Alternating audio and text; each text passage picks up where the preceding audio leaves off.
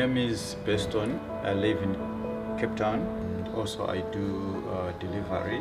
Interbet helped me to realize my dreams. Now I have my own delivery vehicle and I'm able to do the removal in and around Cape Town.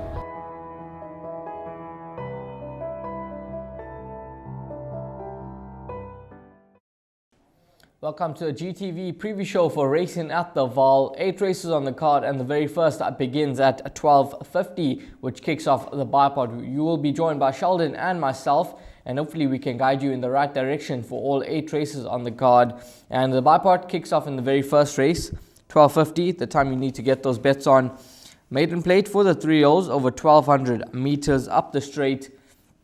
And your early favorite in this lineup is number 6, Houston, from the Candice Dawson yard, with Raymond Danielson taking the ride. Now, he was supported on debut, opened up around 12.5 to 1, shortened into 2 to 1, so fairly short in the market, behind Twice the Storm. And it was a pleasing introduction to racing. Twice the Storm coming out to win, and Prosper's Gift coming out to win as well.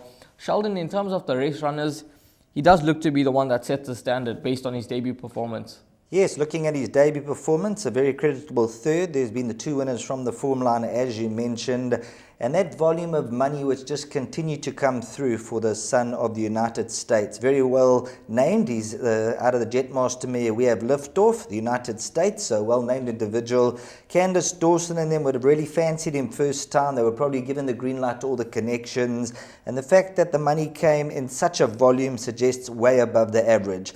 Now, on the flip side of the coin, there's a number of unraced horses here. So just looking at the comments, a lot of them say fair individuals, maybe in the quartets or come on from the run. But you watch race time, if money comes for any of the first timers in a serious way, then number 6, Houston, he could have a danger on his hands. But if there's no money for a first timer, I believe just with that natural progression from the first run to the second run with the experience, that number 6, Houston, will be better than this lot. Number 1, Uncle Tiki Bird, I think that will be the danger. Some fair runs to date. Last time out, they tried the blinkers on and they didn't quite seem to finish off the job, Rahil. Yes, and Uncle Tiki Bird, to add to that, he has been gelded, so the gelding could just have his mind more focused on the job at hand, and he could be a lot wiser with Muzieni getting aboard. And just one more horse that I want to mention out there for the guys is number 11, Umtombo Walwazi from the Hollywood Syndicate, and he's had a 90-day rest, so 3 months since his last start, and that was at Hollywoodbets Greyville on the poly track over 1,400. He was beaten behind Swing Upon a Star. Now, Swing Upon a Star, a Group 2 winner. Horse that ran second, Famous and Rich, unbeaten, 2 from 2 after that run. Blackberry Malt has come out to win. So has Boundless Bash. Dowser has come out to win as well.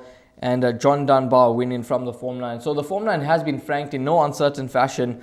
And I think that this individual, if he just doesn't need this run after rest and gelding, he could be one to follow, and he does offer you some decent value at around 14 to 1 in the market. So it is a tricky start to the opening leg of that bipod, but just follow the money and see who the money does come for in the first race on the card. But if there is no betting support for some of the runners, and especially the way they go down to the start, then maybe you can include horses like number 1, Uncle Tiki Bird, Houston, number 6, and number 11 from the Hollywood Syndicate. That's it for race number 1.